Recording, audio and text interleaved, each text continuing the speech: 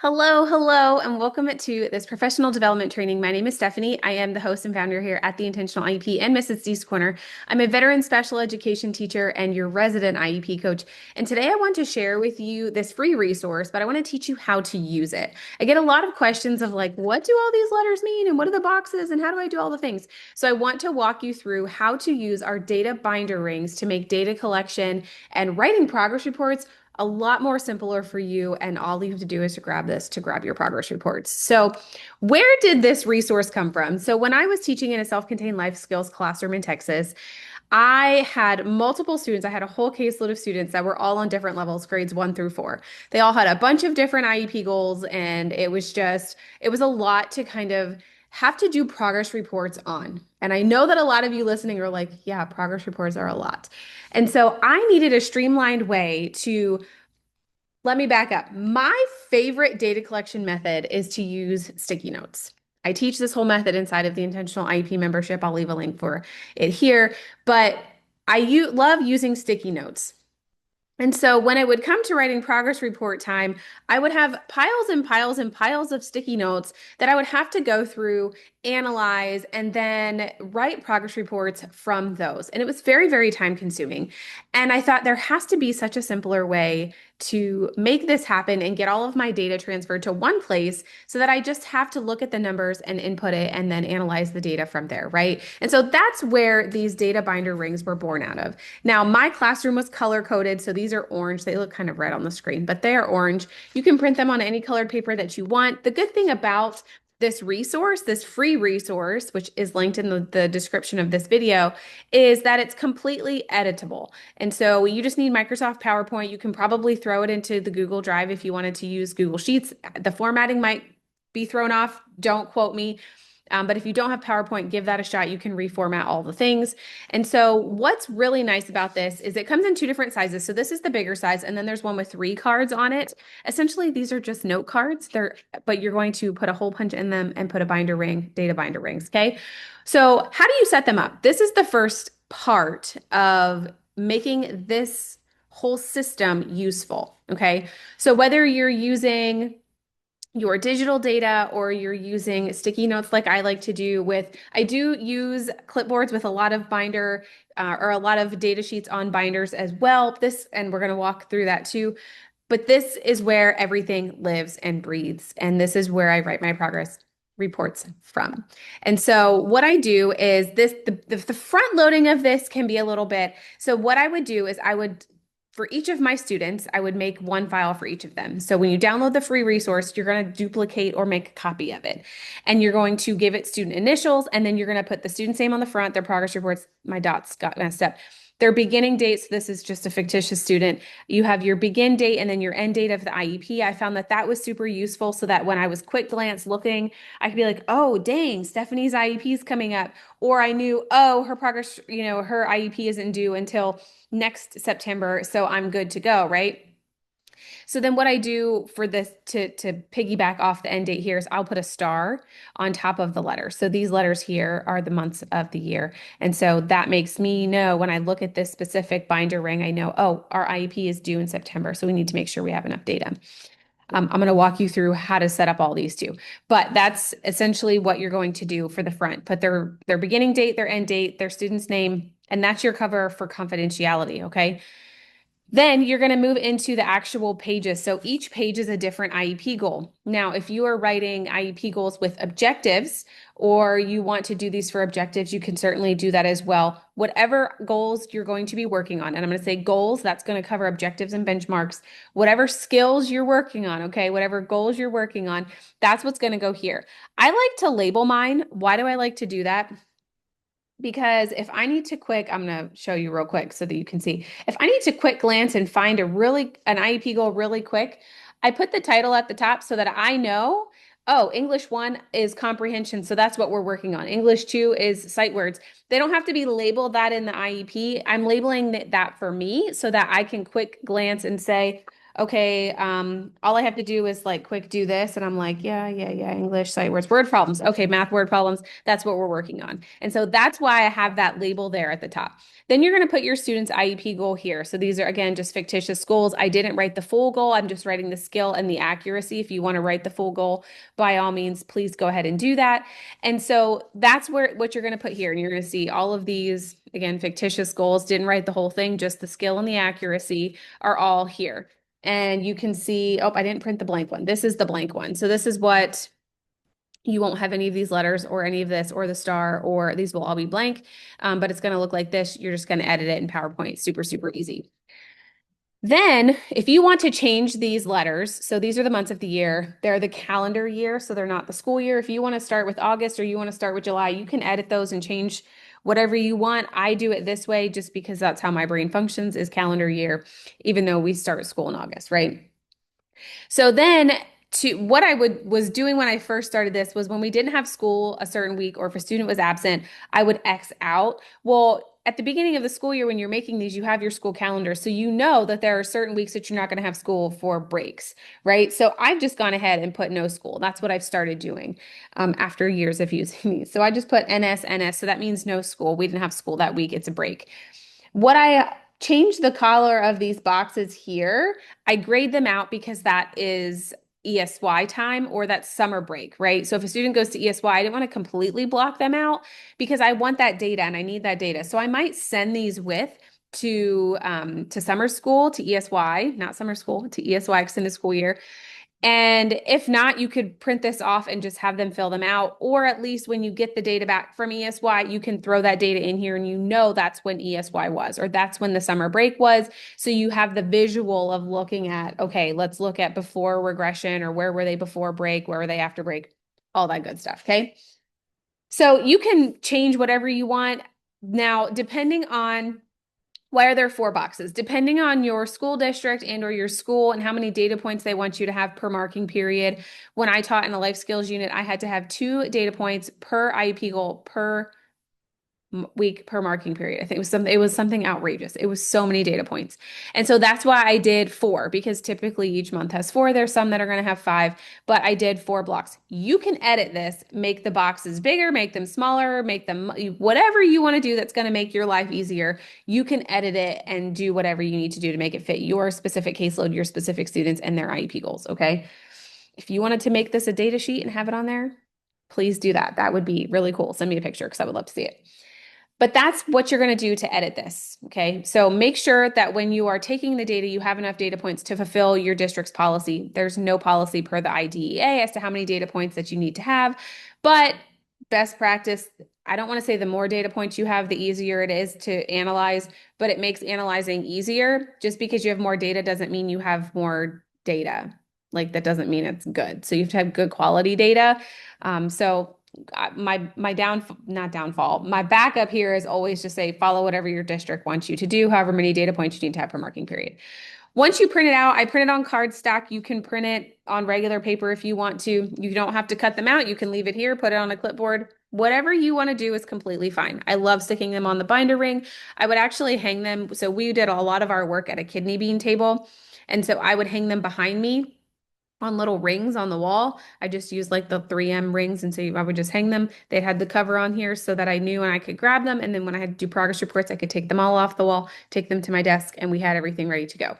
Plus, all my sticky notes and data sheets were on the kidney bean table, so that just made sense for me. So I cut them out. I punch a hole in them with a hole punch, and I use a binder ring to clip them together. You can also just use a paper clip if you don't have binder rings. You can see this other sample one that I have here is just held together with a paper clip. So you can certainly do that. You don't need the binder rings, but data binder rings, there's the front. And then as you flip through, you're going to have your IEP goals. Again, I like to put the titles here so that if I need to quick flip, I can do that. So let's walk through. Once you have your data, I'm going to use the sticky notes. I have some fictitious sticky notes here. Whether you have whatever data method you're using, you can utilize these. If you're using a digital data collection method, you could certainly turn this into a digital Google form or whatever digital method that you're using, or take those data points and put them here however you wanted to do. But if you're using paper pencil, this gives you one place to put all of the things. So I have my sticky notes. I have a very specific anatomy of a sticky note. Again, we cover that in our sticky note data collection method and intentional data collection, the course inside of our membership at the Intentional IEP. I'll link the Intentional IEP below this video. But you're going to have all of your sticky notes. And so when it's time to transfer your data, so you can see here, I have my data points. I have the date at the top here. I have the activity, which is code for like sight words, field of 10. This was old lady swallowed a fly. We did it on this date, and then we have that data. And so you can see here's the initials for Stephanie. Those are just my initials.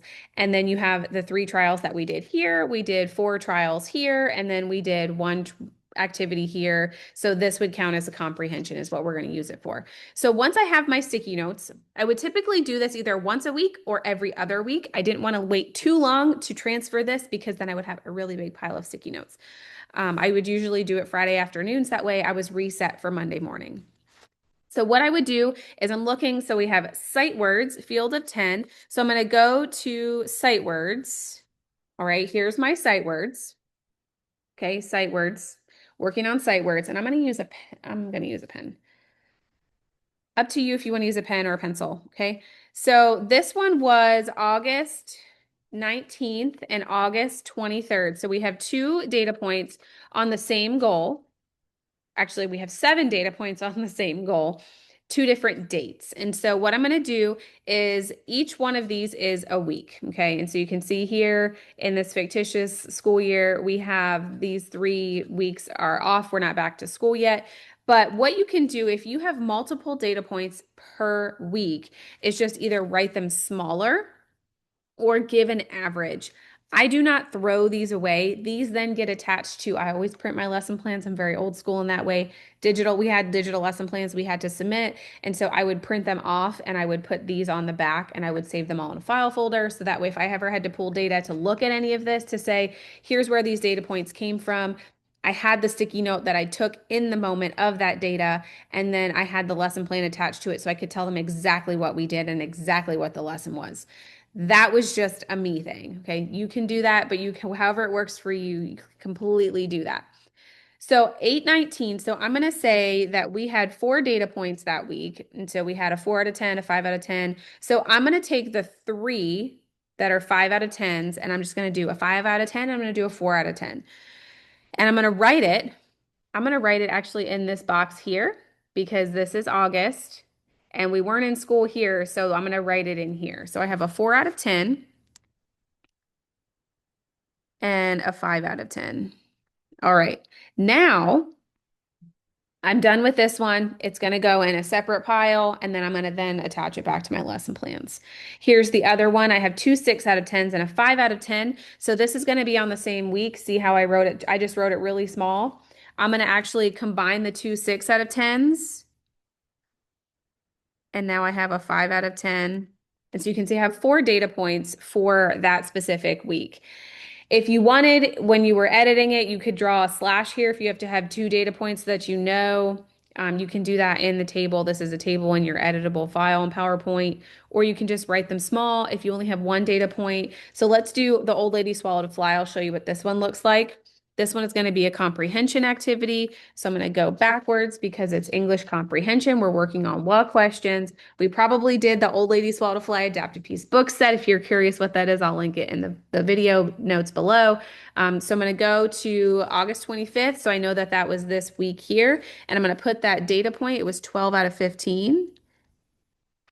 And so I'm going to put 12 out of 15 here. So now I have this data point. So when you're working through this throughout the school year, this one doesn't have any examples. You can see I was working on this one in October. So there's a data point, right? Your data is going to be filling this in. And so when it comes to then writing progress reports, instead of having to carry around cumbersome folders, because I have color-coded student IEP work bins and color-coded student IEP binders, and they have all the things like here's, okay, all their things are in here. And so instead of having to grab all of that and have all of their data from there, it's already transferred because I've already made the system in my classroom and set aside time intentionally for me to have time to do this, right? I'm going to link a podcast that we did at the Intentional IEP podcast about time management. It's a really great podcast about how you can fit all the things in. but I've already created the system, so I have time to get this done. So when progress reports roll around and I'm guilty of the one who comes in early when progress reports are due Monday at 8 a.m. I come in at like 6:30 a.m. and I'm writing progress reports that morning, probably until the kids come in and my para was bringing them in and I was submitting them like right before the bell. Uh, don't be like me. Don't wait till the last minute. But I could do that really quickly because all of my data was here in this. And so I didn't have to take boxes or binders or bins of stuff home with me over the weekend to get it done or worry about filing through all of it the week before to get it all filed because I had already set that system up in my classroom so that everything was already here when it came to pulling the data and looking at it. Everything was literally in here. Now, one thing I will say is let's go back to sight words. So one thing about sight words, let's say the student transfers out of my classroom and transferred into another classroom, whether that be a different school, whether that be a different district, or whether it be out of state. What's really important here with sight words is we know when we're writing the IEP goals, we have to be very specific. And so what sight word list are we working with? A lot of times when we inherit IEP, we get the sight word goal and we're like, what sight words do they know? Like where are we starting? What do they know? What list are we using? Or was it a curriculum list? Was it adults? Was it fry? Like where are we on the first or like the third list of fry? Like where? So to mitigate that whole issue, what I will do on the back, when we have these data points, you can either attach your sticky notes to the back, right? And what I would do in the moment while I'm taking this data is I would note what words that they got wrong. I would probably write them like minus, and then I would set them aside if they're flashcards or whatever it may be. And I would write whatever word they got incorrect when they were saying them via flashcards or where they were reading or whatever, so that I had the data to know what words we were missing when we were doing this specific activity. And so then you could also either put the sticky note on the back of here, or what I would start doing is when I had this data, I would put like the week of whatever that week was. I would just say August, words we were working on. And so I would list the words out. I would write it really small and put it here. Again, you can always have your sticky notes and put them there. That way, when I was writing this progress report for this word, I could say, here's the data points that we have, and then these are the words that we've mastered. Here are the words that we're currently working on. They are pulled from X and X. I think I put the adult second grade list on this fictitious IEP goal. But that way, in the progress notes, we can be very specific as to what words we worked on, what words they missed, what words they got correct, and what words we're currently going to be working on moving forward from here. Not only is that great data for you, that also helps the parents at home and anyone else that's working with that child. If they want to work on this goal, they know what words we're working on. And that also helps if they transfer out or if, you have to be out with emergency subplans. Everyone's on the same page and we all know what we're working on. That goes for any IEP goal. That's why I don't print them front back, because you have a whole, essentially an entire note card here to take additional data or put that additional data on the back that aligns directly with the data that you've taken. Now, again, this resource is completely free. It's completely editable in Microsoft PowerPoint.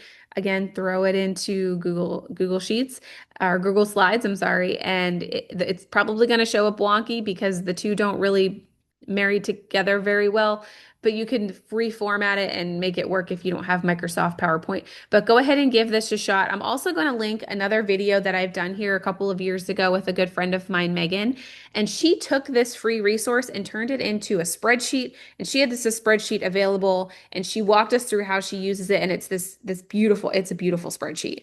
So instead of having all the finder rings, she has one spreadsheet that's on a clipboard that she uses to take all of the data. So I'm going to link that below this training so you can go ahead and watch that and learn how to use that if you have a larger caseload or you're like, this isn't going to work for me. I want to give you all of the tools in your teacher toolkit so that you can use the best data collection method for you and make it the most simple that it can be for you so that you can do it effectively and efficiently. Don't forget to check the rest of the links out that are linked below here, other resources that I've mentioned, podcast episodes, blog posts, the intentional IEP membership for that intentional data collection course, and learning about how to take sticky note data. We also have the entire intentional data collection course. We talk about, the third pillar at the intentional IEP We have our pillars of IEP rating is all about data collection. So we literally cover everything from how to collect digital data, how to analyze data, how to take data on sticky notes, how to take data on different methods so that you have all of this information available to you and readily available to use. And that way, when you have a data collection method and it's not using, you can easily switch and learn how to use another method. So check out those links. Don't forget to subscribe to the channel here on YouTube, or if you're watching on a social media, don't forget to like our page so that you can see more videos just like this to help you out in your classroom. Again, my name is Stephanie. I am the author and founder of Mrs. D's Corner and the Intentional IP, and I'm so glad that you were here to learn more about this free resource and utilizing it in your classroom